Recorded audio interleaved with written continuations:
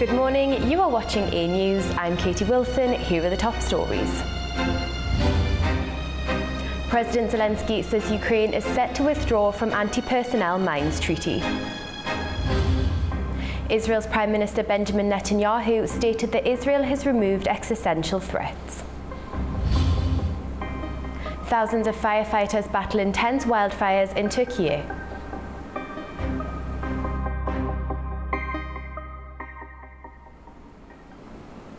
Ukrainian President Volodymyr Zelensky has signed a decree for the country's withdrawal from the Ottawa Convention, which bans the use of anti-personnel landmines. This move comes in response to Russia's non-compliance with the treaty and Ukraine's need to defend itself amid ongoing conflict.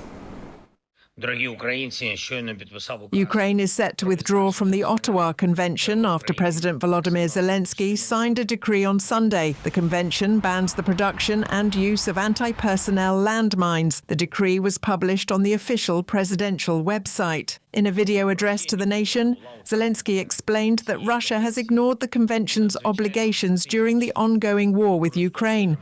Протипіхотні міни. Причому не тільки зараз. Russia was never part of this convention, and it is using anti-personnel mines with utmost cynicism. And not only now, by the way, in its war against Ukraine, it's a hallmark of Russian killers. To destroy life by all means at their disposal, with chemical weapons and ballistic missiles, including medium-range ones. Also in the mix are all kinds of mines, including anti-personnel ones. Unfortunately, this is how it is. We see how our neighbours in Europe react to this threat. Notably, Russia has intensified its offensive operations in recent months, gaining a significant advantage in manpower. The date for parliamentary discussion of the issue has yet to be announced. Israel's Prime Minister has praised the Domestic Intelligence Service, saying two major threats to the country's existence have been eliminated. Speaking to members of the Israeli Domestic Intelligence Service known as Shin Bet on Sunday, Benjamin Netanyahu described recent operations as a turning point, citing technological advances and successful neutralization of critical threats. He said new opportunities are emerging, with hostage rescue and the defeat of Hamas now his top priorities. Currently, 50 hostages remain in Gaza, 20 of whom are believed to be alive. In southern France, farmers and environmentalists in Le Puy-en-Velay protested against the proposed Duplom law, warning against reintroducing banned pesticides such as neonicotinoids. The bill has sparked nationwide demonstrations against reauthorising harmful pesticides that threaten pollinators and biodiversity, raising concerns over risks to both nature and public health.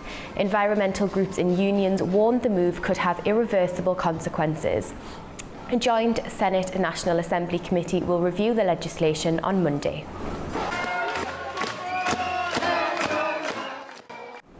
In Spain's city of Seville, activists braved extreme heat on Sunday to demand debt relief, climate action and fairer taxation, just a day before a major United Nations summit on development financing. The four-day event, held once a decade, faces criticism for lacking ambition, especially following the withdrawal of the United States. Marching through the scorching streets of Seville, demonstrators called for urgent change. Cancel crushing international debts, tax the ultra-wealthy, hold big polluters accountable, and ensure climate and economic justice are at the centre of global policy. But expectations are low. Critics point to reduced foreign aid from wealthy nations and the absence of the United States. Greenpeace activists carried a striking float showing billionaire Elon Musk as a chainsaw-wielding baby, while others held banners reading "Make polluters pay" and "Tax justice now." We are seeking for a fairer system. We are seeking for a fairer tax system. We are also seeking for cancellation of debt. And then we want dignity, not handouts. We are calling all nations. We are calling United Nations systems. We are calling CSO. We are calling public and private sector to make this FFD4 concrete action. To think about community, to think about developing countries, to be less selfish, to be more, to show more solidarity. Earlier in the day, Spanish Prime Minister Pedro Sánchez expressed cautious optimism, saying the very act of holding the summit amid global turmoil is in itself a sign of hope.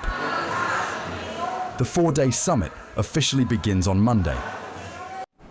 A top United Nations official has issued a warning that 1 in 4 people globally now live in conflict zones. Speaking in Beijing, Jorge Moreira da Silva, the UN's Under-Secretary General and head of UNOPS, called for a renewed global commitment to peace amid deepening humanitarian crises in the Middle East and beyond. In a world plagued by crises and escalating conflicts, 1 in every 4 people now lives in a conflict zone. That stark warning came from a top United Nations official speaking exclusively in Beijing. The UN's Jorge Moreira da Silva echoed calls for de-escalation in the Middle East, warning that rising tensions threaten both regional stability and humanitarian efforts. And the human toll continues to grow. More than 105 million people are forcibly displaced worldwide, with 35 million now classified as refugees. It's very impressive to see the numbers. In the 21st century, in 2025, today we have more than 105 million people that are forcibly displaced, 35 million refugees. And the numbers are not improving. They are just getting worse and worse because the crises are being compounded. As conflicts compound and diplomacy falters, Da Silva says it's time to revisit the very foundation of the UN. Today we have 1/4 of the population in the world that live under conflict, that they don't have the most essential thing that we can afford or wish in life, which is peace. And it's the time to raise the bar and recommitting on peace, which is the fundamental element of the United Nations Charter. With tensions simmering and displacement rising, the call is clear. The world must act now to prioritise peace before more lives are uprooted.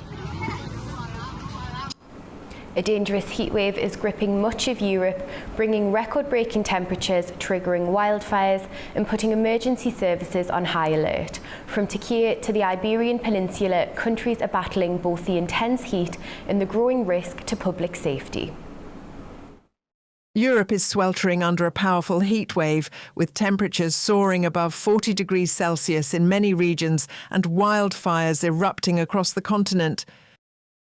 An extreme heat sparked fires in Turkish cities Izmir, Bursa, Tekirdağ, Sakarya and Adana. Firefighting crews were deployed, but efforts were marred by tragedy when a firefighting plane crashed in Adana during a water collection mission. Rescue operations are underway. Greece is facing its first major heat wave of the year, with inland temperatures expected to peak at 41 degrees Celsius. Many residents in Athens fled to the coast to cool down. We are all from Pennsylvania, and we've never really experienced a heat wave like this before, so we're all very hot, and all of our skin is very sensitive to the sun. Like me, I had sun poisoning on my hands from the cruise ship in the Mediterranean Sea in the heat. In Spain and Portugal, authorities issued heat alerts ahead of expected highs, up to 44 degrees Celsius. Portugal placed most of the country on yellow alert, with orange warnings in inland areas. Lisbon could reach 42 degrees Celsius by Sunday. Residents in southern France sought relief from the scorching sun on Saturday as a heat wave settled over the region, expected to persist for several days. In Perpignan, temperatures surged to 40 degrees Celsius, leaving parks deserted, while nearby Roussillon recorded 36 degrees by mid-morning. The heat is forecast to intensify further across the country, with some areas expected to see temperatures soar to 40 degrees Celsius. Emergency services across the region are on high alert, preparing for potential surges in heat-related illnesses. Vulnerable groups, including children, the elderly, and those with chronic conditions, are being urged to take extra precautions.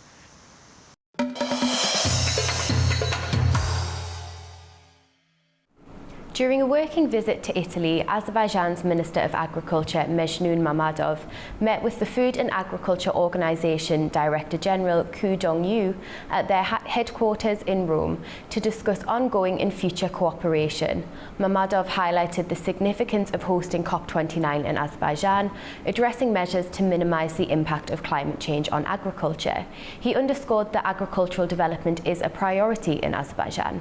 Ku Dong-yu hailed the high-level relations between Azerbaijan and the FAO, noting that Azerbaijan is a key partner. The parties exchanged ideas on projects implemented under the FAO-Azerbaijan Partnership Programme and their outcomes. Azerbaijan is demanding accountability after 2 of its citizens were killed and several others were injured in what it calls a violent and unjustified raid by Russian security forces in Ekaterinburg. The operation targeted Azabaijanis households and has sparked outrage in Baku over the treatment of its nationals. Azerbaijan has strongly condemned what it calls a brutal and unjustified operation by Russian security forces in the city of Yekaterinburg. During the raid on Friday, 2 Azerbaijani nationals were killed, several others injured, and at least 9 were detained. The deadly operation, led by the Russian Federal Security Service, targeted over 10 homes belonging to Azerbaijani families, raising serious concerns about ethnic profiling and the use of excessive force. The victims, Ziadin and Hussein Safarov, were from a well-known Azerbaijani family, originally from Agdam. Their brother, Shakir, confirmed their deaths and is arranging to repatriate their bodies. Several other family members and compatriots remain in custody, with reports suggesting over 60 Azabajanis may have been detained. One of those detained and later released described being beaten and humiliated by security forces who allegedly entered without warrants and confiscated valuables, including money and gold. He also claimed that both he and his father were assaulted during the raid. Azerbaijan's Ministry of Foreign Affairs summoned Russia's chargé d'affaires in Baku and issued a strong protest, demanding an immediate and transparent investigation. Officials accused Russian law enforcement of acting with disregard for legal standards and called the killings unacceptable. While the Russian Foreign Ministry claims the raids were part of an ongoing investigation into serious past crimes, allegedly involving Russian citizens of Azerbaijani origin, it has offered little clarity on the deaths or the violence used during the operation. Azerbaijan has called on Moscow to hold those responsible accountable and to guarantee the safety and legal rights of Azerbaijani citizens living in Russia. One of the Azabajanis detained in Ekaterinburg on Friday and later released has shared harrowing details of alleged abuse at the hands of Russia's Federal Security Service. Fugar Safarov describes violent beatings and says his father was brutally tortured despite having serious health issues. Here's Safarov speaking to Azerbaijan's Report news agency about the incident. At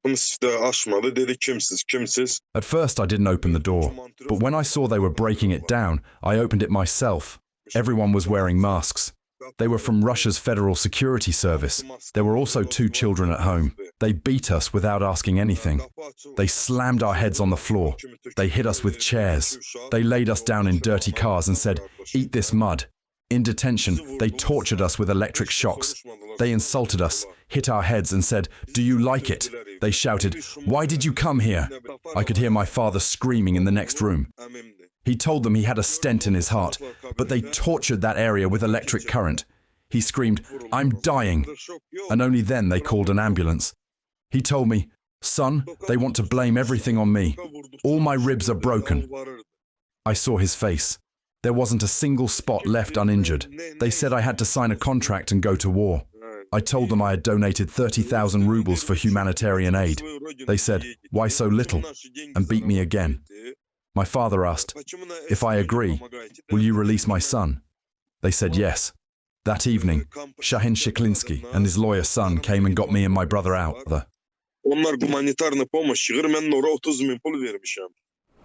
Well, to unpack the diplomatic, legal and social dimensions of this incident, we spoke to political analyst Dmitry Bridja from Moscow.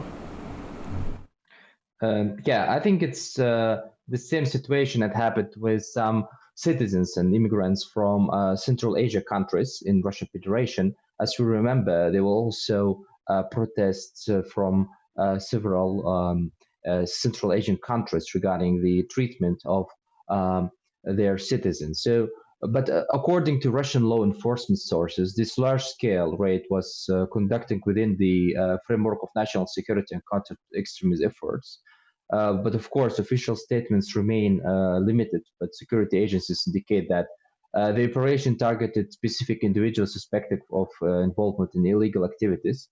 And of course, it's important to understand that the broader context, Russia as a multi-ethnic state, has long sought to maintain stability and control over migration flows, especially after the Crocus City whole attack, terrorist attack in 2024. The migration laws changed in Russia, and there were kind of, let's say, anti-migration policies started in Russia, especially against Central Asian citizens from Central Asian countries. But of course, it's also have an impact on other citizens from other countries, even from Azerbaijan. So we can say it's this incidence of the nature of inevitably carry diplomatic sensitivity, and it demonstrates by Azerbaijani reaction to condemning the raid. From international law perspective, Baku may pursue diplomatic channels to clarify details, ensure consular protection for its citizens, and raise the issue with bilateral forms, yet based on the established patterns of Russian-Azerbaijani relations. And both sides generally aim to avoid public escalation, given their strategic cooperation in energy, regional transit corridors, and South Caucasian security. But of course, it will have an impact on the stability of this relationship between Russia and Azerbaijan, especially on the diplomatic level of this relationship between two countries. French President Emmanuel Macron held a phone call with Armenian Prime Minister Nikol Pashinyan, during which he expressed support for Armenia's democratic path.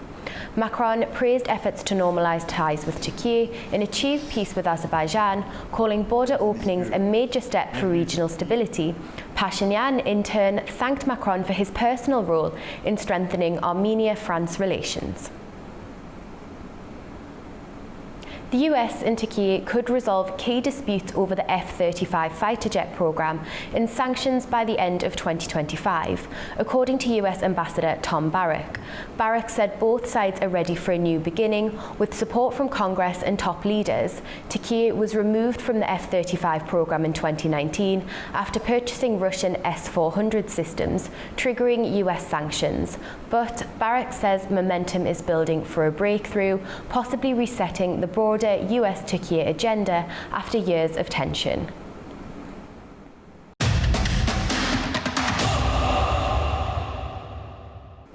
Well, Sports Hour is up next on A News. Formula One, the FIFA Club World Cup, and all the latest news and highlights from the world of sport are still to come with Nick Summerby.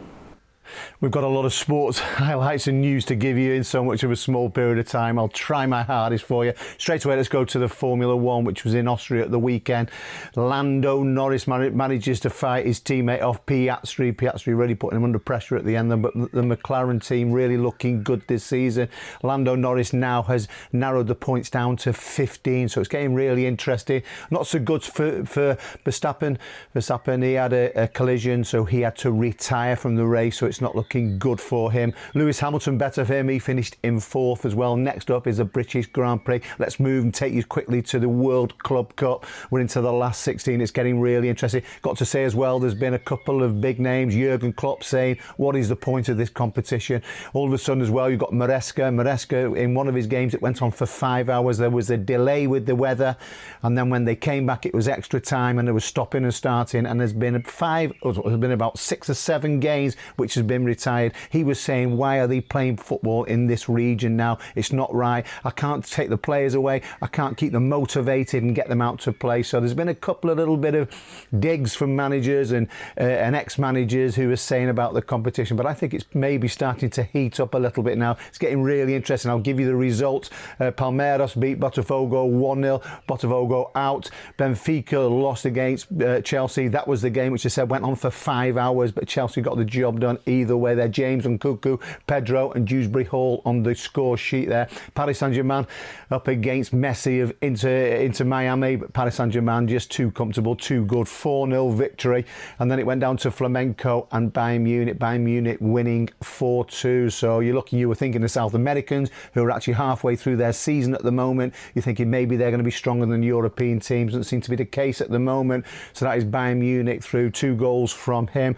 We've got Inter, and then we've got Fluminense, then we've got City, Al Hilal from Saudi Arabia, Real, Juventus and Dortmund to play, and then we get into the quarterfinals and then the semi-finals after that, and it's really started to heat up. We get to the final. News update in football: Van Nistelrooy has left Leicester City. He's not been in charge for even a year. The ex-Manchester United star who took over only for a short period of time at Manchester United. Then he got the job at Leicester, which was just before Christmas last season. Well, there's been problems in the background. It doesn't seem to work out, and there's been a lot of negativity coming out of it, saying about the owners that they never really gave him the opportunity. But either way, Van Nistelrooy has walked away from that. Pogba is back after his ban. His drug ban. He is back and he is playing for Monaco, so keep your eye out for that. You've got as well Jamie Gittins, who's going to Chelsea, the Dortmund player.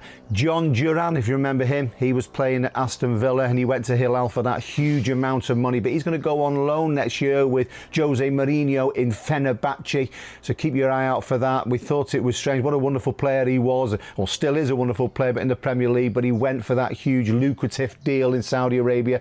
So I don't know if it's not worked out or whatever, but he's not going to be playing there. He's obviously going to be playing with Jose Mourinho. Ronaldo, he signed a new 2-year deal. They reckon it's worth £500 million. So Ronaldo goes. That'll take him to 42 as well.